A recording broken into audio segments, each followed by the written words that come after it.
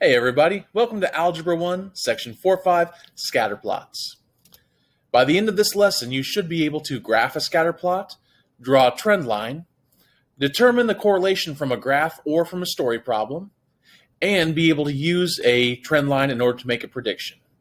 So let's go ahead and get into those four things, shall we? Alright, so here we have a situation that requires a scatterplot. Says a history teacher asks her students how many hours of sleep they have gotten the night before. The data shows the number of hours the student slept and their score on the exam. Plot the data on the scatter plot. So all this is just plotting points. So first person slept 8 hours and got an 83. So that'd be right about there. That's that person. 7 hours and an 86. 7 hours and a 74, 8 hours and an 88,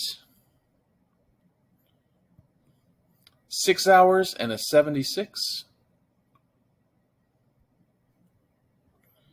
5 hours and a 63, 7 hours and a 90. I'm sure this is very exciting for you at this point, right? 4 hours and a 60, 9 hours and an 89, and 7 hours and an 81. All right, so there we go. We got ourselves a nice little scatter plot. All you got to do is plot points. Now, once we plot those points, what that's done is that's given us a visual representation of what that data looks like. If you just look at that table, all that data can be kind of confusing, a little bit overwhelming. But when we plot it, we have a visual idea of what's going on here. So it looks like the more hours they slept, typically, the better they did on the test. So what we're going to do now is we're going to draw a trend line. What a trend line is, it goes right through the middle of the data, and you want to try to get as many points below the line as you do above the line, and try to hit as many points as possible. So those are the three criteria that I use when I do a trend line. Is I try to get it right in the middle of all the data. That's the first one. Then I try to hit as many points as I can. That's the second most important thing. And the third most important thing would be get as many points above as below. So if you can hit a lot of points, but there's not a good balance of what's above and below, I'd still go for the hit as many points as possible. So let me go ahead and get a line going here.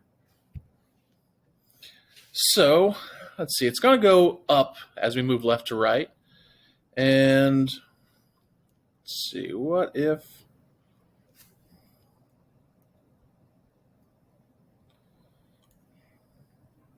let's see if I do that. That's pretty much right through the middle of all the data. I'm hitting 3 points. I've got 3 points below the line and 4 points above it. I'd say I'm good with that. That's a pretty decent trend line. So if I were to ask you to do a trend line and you did something very similar to that, then I'd be cool with it. Okay, it doesn't have to look exactly like the way that I have it, but pretty close. All right, let's do another one.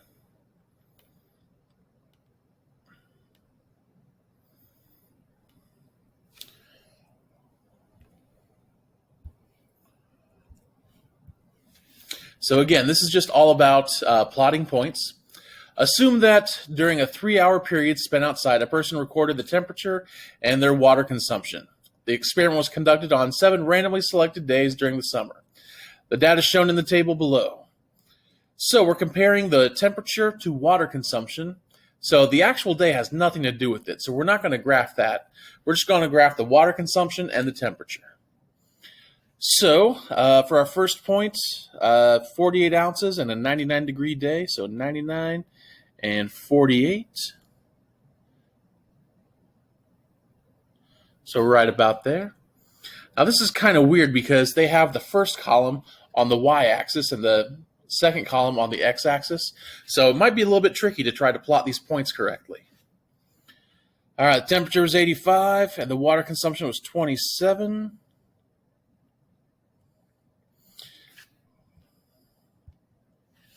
Temperature was 97 and 48.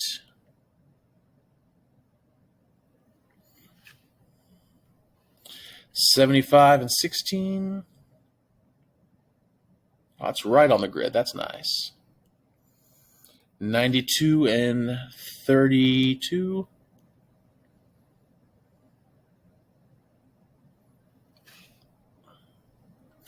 95 and 25, or 85 and 25.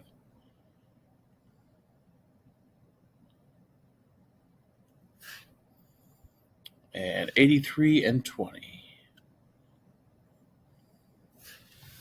All right, so there's all my coordinates. Sorry that took so long, but what can you do? All right, that's the hardest part of it. Now let's go ahead and draw our trend line. All right, so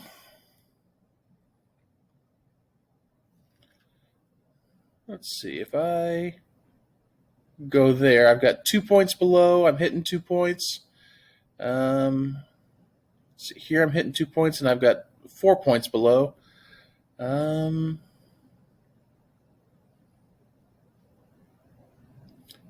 I go right around in there, I'd say that's pretty good. Looks like I've got 3 points above. I'm hitting 1 point, and I've got 3 points below. Pretty decent. All right. Maybe there could be a better one, but I'd say I'm pretty cool with that. So there's my trend line, and it looks like all those points are pretty close to the line. Now, if we take a look up here, we got some of those points that are pretty far off the line, and that's okay. That'll happen. You might learn something about an R value. That's just basically how close the points are to the line.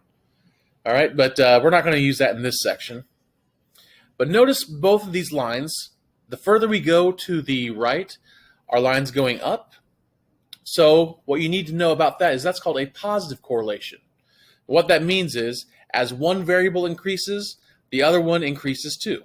So the more hours that they slept, they did better on their test. So both variables are going in the same direction. As one goes up, the other one goes up. That's a positive correlation. And you can always tell that from the graph because as you move from left to right, the graph goes up. Same deal here. Okay? The hotter it gets, the more water consumption there is. So the line goes up as we move left to right. All right, let's take a look at these. All right, now we could do let's go ahead and do a trend line on a couple of them. Now on this one, the points are very, very much making a straight line. So I could, with a good degree of confidence, make that trend line. Yeah, there's 4 above, 2 below, but I'm hitting 4 points. I'd say that's pretty good. But as our line is going from left to right, that's a positive correlation.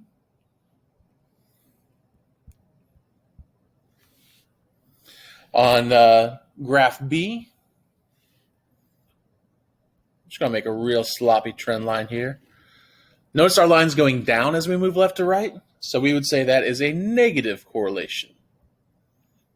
So what's happening here is as one thing's increasing, the other thing is decreasing. If we take a look at graph C, man, all that data is going right like that. It's not going up or down, so I'm going to say that there is no correlation there.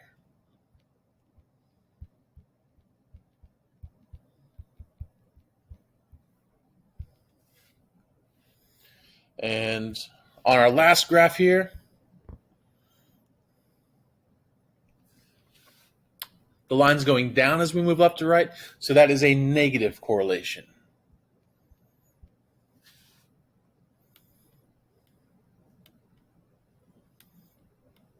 If we take a look at these, man, there's no way I can make a line out of that. So again, I'm going to say no correlation. Here it's going down as we move left to right, so that's going to be a negative. And here, man, they're scattered all over the place. If I were to try to make a line, it wouldn't be a very accurate line because there's so many dots that are scattered and it's not clear where the data lies. So I'm going to say no correlation or none on that one. So we've learned how to plot a point or plot a scatter plot. how to make a trend line, and determine the correlation, either positive, negative, or none. So what if you don't have the scatter plot? What if you don't have a graph? How can you determine if it's going to have a positive or negative correlation? So remember this thing that I was doing earlier with the thumbs? Do that. If your two thumbs go in the same direction, then it's a positive correlation.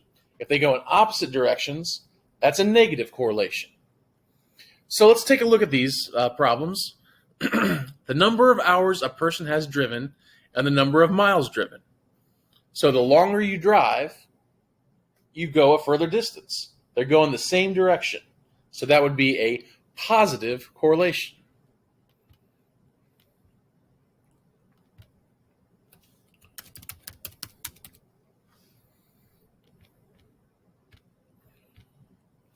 The number of siblings a student has and the grade they have in math class. What the heck does the number of siblings you have to do with your grade in math class? Not a whole lot. So I'm going to say no correlation on this one.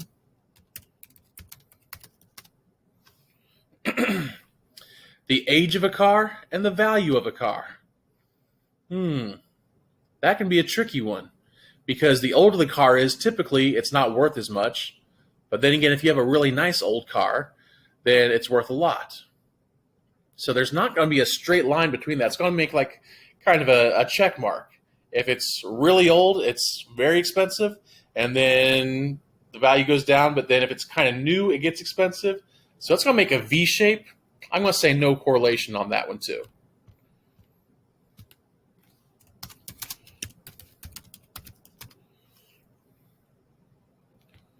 Okay, the number of weeks a CD has been out and the total sales.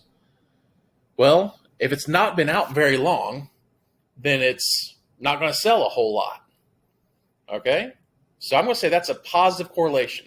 And you might say, but wait, your thumbs are down. Yes, but my thumbs are both going in the same direction. So think of it this way. The longer it's out, the more it sells. Thumbs going in the same direction. That's a positive correlation.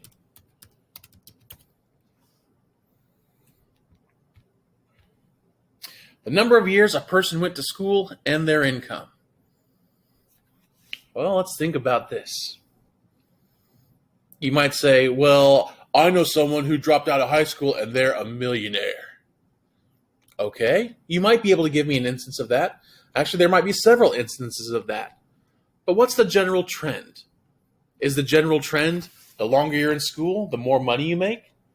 Or is the general trend the longer you're in school, the less money you make? I'd probably say the longer you're in school, the more money you make. Okay, doctors, lawyers, businessmen, yeah, they all go to school for a long time. Now, in this case, there's probably several examples of something that would contradict that, but I'm not interested in specific examples. I'm interested in the general trend. So, longer in school, the more money you make, I'd say that's a positive correlation.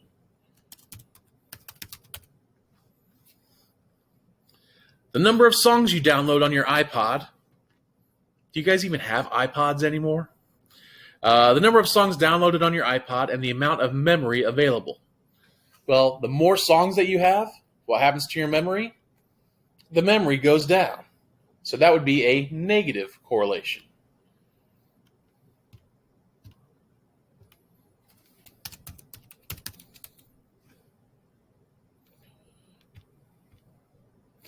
The amount of time spent on the computer instant messaging your friends.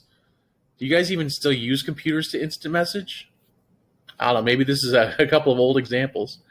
The amount of time and the number of computers in your house. Well, the more time you spend instant messaging, does that mean you have more computers? I don't think so. The more time you spend on your computer, that means you have less computers? I don't think so. I think the number of computers in your house is completely irrelevant of how much time you spend instant messaging. So I'm going to say no correlation. The age of the house and the number of people living in it, I don't think that has anything to do with it. So no correlation. So anytime you're given a situation like this, use the little thumb thing. If they're going in the same direction, whether it's one's increasing, the other one's increasing, or one's decreasing and the other one's decreasing, as long as my thumbs are going in the same direction, that's a positive correlation. If they're going opposite directions, that's a negative correlation.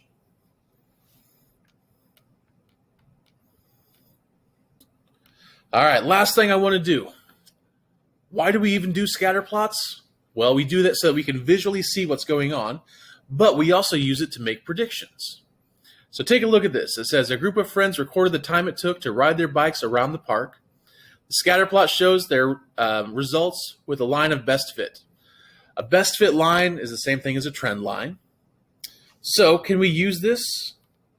It says use the line of best fit, which is the closest to the number of minutes it would take to complete 9 laps. Well, 2 laps is right around 2 minutes. 3 is 2 1/4 maybe, or something like that. So what we're going to do is we're going to continue this line. So if I start here and extend that line, what I can do is I can go to where it says 9 for the number of laps, go up there,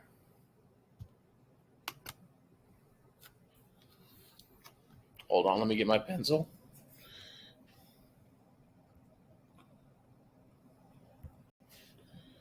And put a dot there. So, how long would it take to do 9 laps?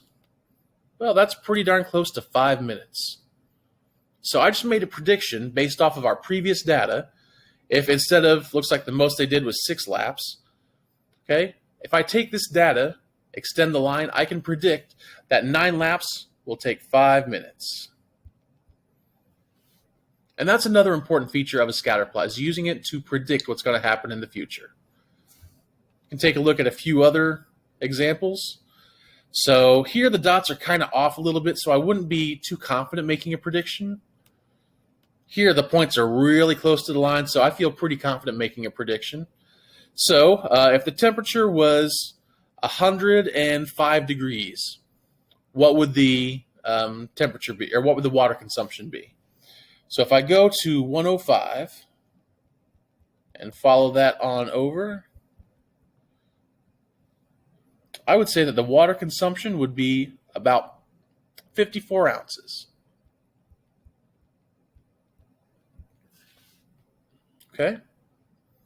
Hopefully this wasn't too bad. Maybe it's a little bit tedious with all the plotting and stuff, but this does have an important part in mathematics.